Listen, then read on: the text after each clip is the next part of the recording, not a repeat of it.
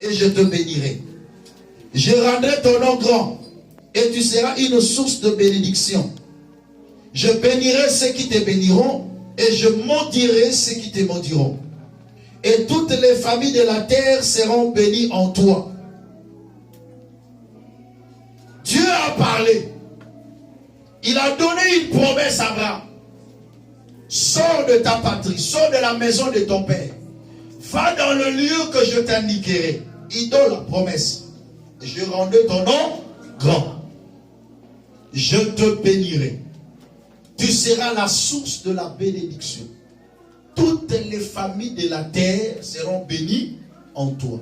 Dieu a parlé, la prophétie est sortie. Abraham reçoit la prophétie. Il était où? À Charan, dans la maison de son père. Il n'avait encore rien parce qu'il était comme un fils dans la maison de son père. Parce que lorsque déjà un enfant vit dans la maison de son père, c'est qu'en réalité il n'est pas riche. C'est qu'il n'est pas prospère. Mais il avait 75 ans lorsqu'il vivait encore dans la maison de son père. Ne minimise pas une personne qui reçoit la prophétie de Dieu. Ton aujourd'hui n'est pas ton lendemain. Amen. Donc je déclare une parole et je vais encourager une personne. Amen. Tu peux commencer avec zéro avec Dieu, mais demain tu seras un héros. Amen. Avec l'Éternel, on peut commencer avec zéro, mais demain tu auras des millions et des milliers. L'Éternel est fidèle à sa parole. Du fumier, il relève les indigents. De la poussière, il retire les pauvres. Et il les fait asseoir au milieu de grands. Amen. Ne minimise pas ton faible commencement. Amen. Voilà pourquoi la Bible déclare, ne méprise pas la prophétie. Parce que lorsque on parle de grandes choses face à une personne qui est encore dans la maison de son père, on peut se moquer de cette prophétie. Mais Dieu lui dit, sors de la maison de ton père. Malgré que je suis dans la maison de mon père, je n'ai rien. Mais tu me dis encore de sortir. Je dépends de mon père, je n'ai rien. Mais tu me dis encore de faire quoi? De sortir. Je vous avais dit, la vie des hommes grands commence dans la plupart des cas par l'exode. Dieu peut te séparer d'une personne parfois qui était plus importante pour toi. Mais parce que Dieu veut faire un parcours avec toi. Amen. Et rendre ton nom grand. Amen. Dieu peut te séparer avec une personne qui t'aidait, qui te soutenait. Mais tu te dis en toi-même, mais que deviendrais-je sans cette personne dans ma vie? Alléluia. Parfois, humainement parlant, nous pouvons résister. Non, je ne veux pas me séparer de toi.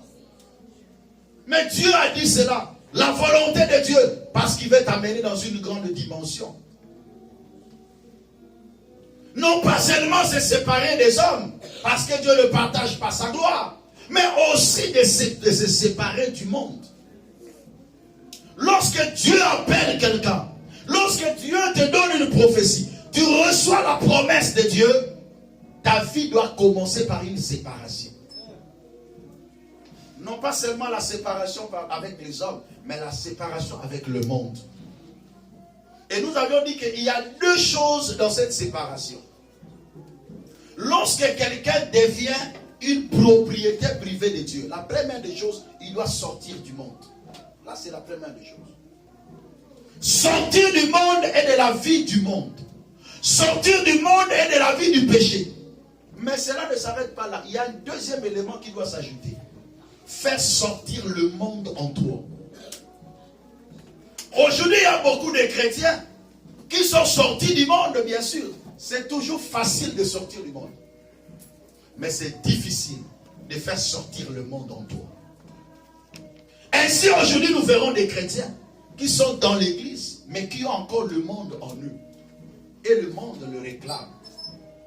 Je prends l'exemple des enfants d'Israël.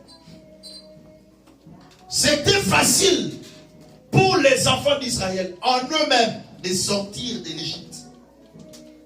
Dieu a fait sa part, ils sont sortis de l'Égypte, c'était facile. Mais c'était très difficile de faire sortir l'Égypte en eux. Même s'ils étaient hors de l'Égypte. Mais l'Égypte marchait toujours en eux. Voilà pourquoi à tout moment, ils se souvenaient de l'Égypte. Moïse, nous nous souvenons lorsque nous étions en Égypte. Mais vous êtes où? Vous êtes dans les déserts partant vers Canaan. Vous allez vers le lieu de la destination que Dieu a prévu pour vous. Mais pourquoi vous parlez de l'Égypte? Et un jour, ils se sont fait des groupes de 10, de 50, de 100. Et ils se dirent l'un à l'autre, nous allons retourner en Égypte. Alléluia. Mais ils sont déjà pleins de Canaan, mais ils veulent retourner en Égypte. Ça, c'est l'esprit du diable. L'objectif de l'ennemi, que tu retournes toujours dans le monde. Ainsi, Dieu ne te possède pas en entièreté.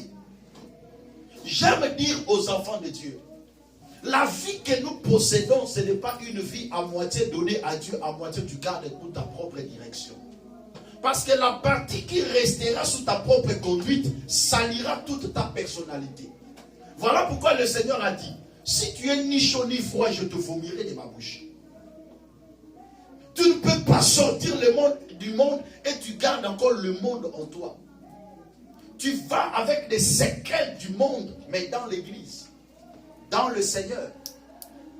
Quand je parle de l'église, je parle dans le Seigneur. Tu as déjà quitté le monde, mais tu amènes le monde dans le Seigneur. Tu dois te débarrasser de toutes ces choses, afin que Christ te possède en entièreté. C'est alors que tu vas espérer à l'accomplissement des prophéties de Dieu à ton égard. Amen. Abraham est sorti de là pour aller dans un lieu où il ne savait pas. Dieu lui dit, va dans le lieu que je t'ai indiqué. Mais il ne savait pas le lieu. Mais il avait confiance en son Dieu.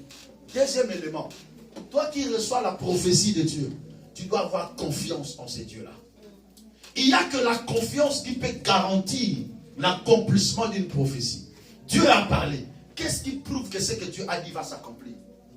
Si ce n'est la foi que tu as en la parole de Dieu.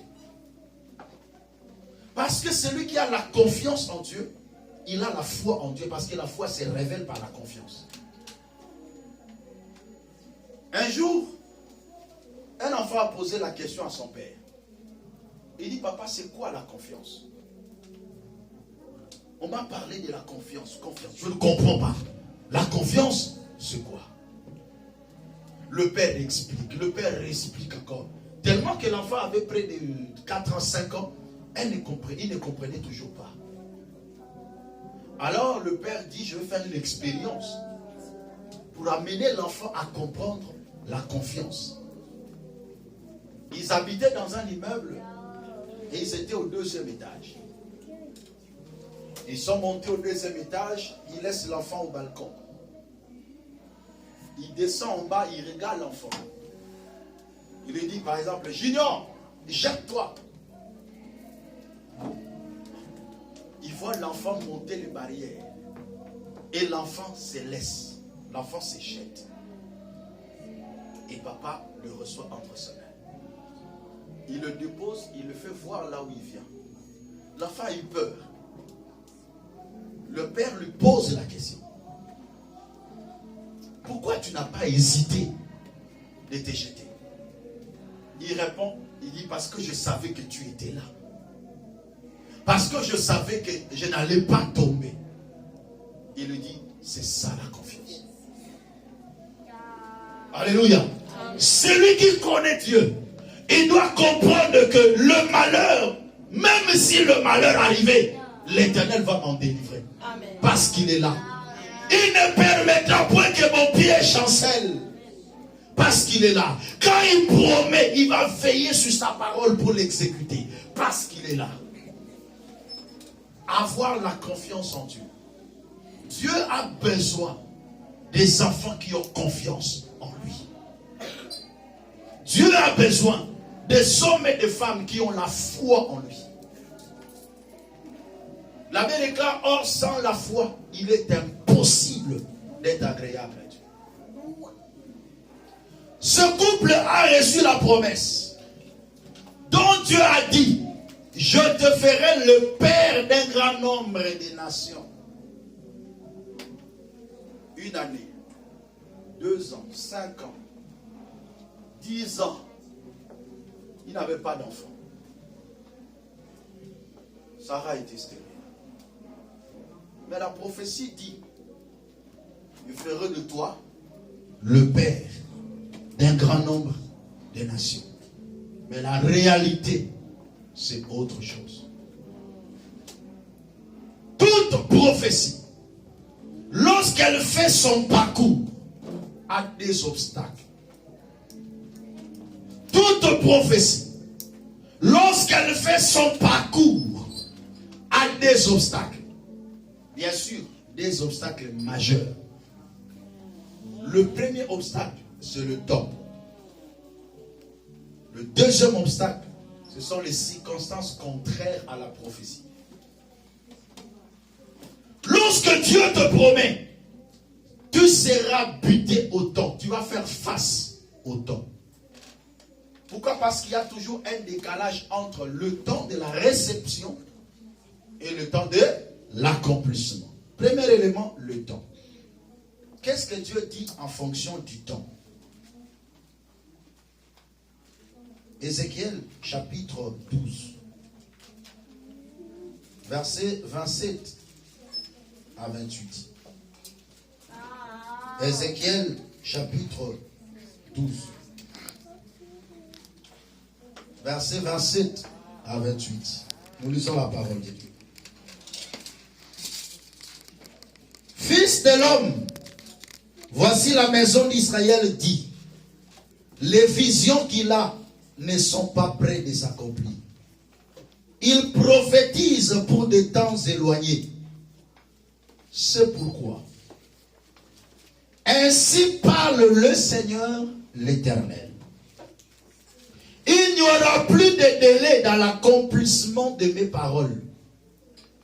La parole que je prononcerai s'accomplira, dit le Seigneur l'Éternel. Acclamez pour cette parole.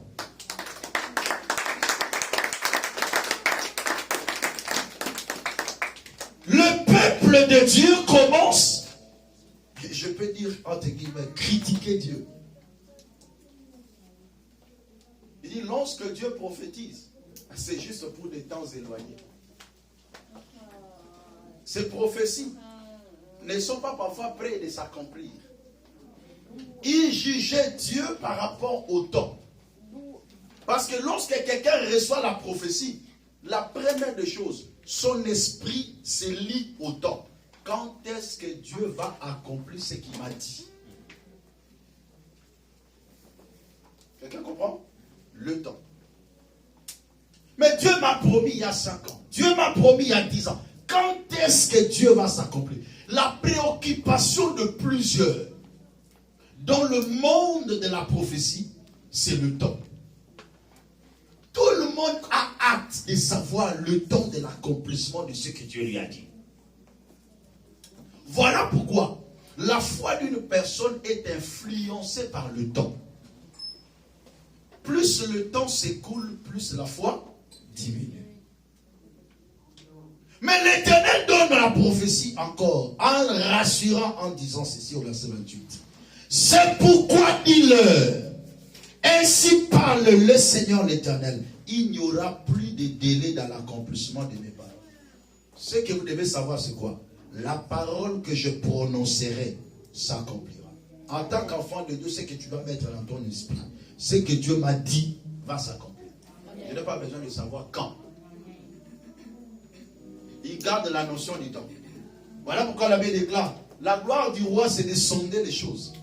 Mais la gloire de Dieu, c'est de cacher les choses. Dieu ne révèle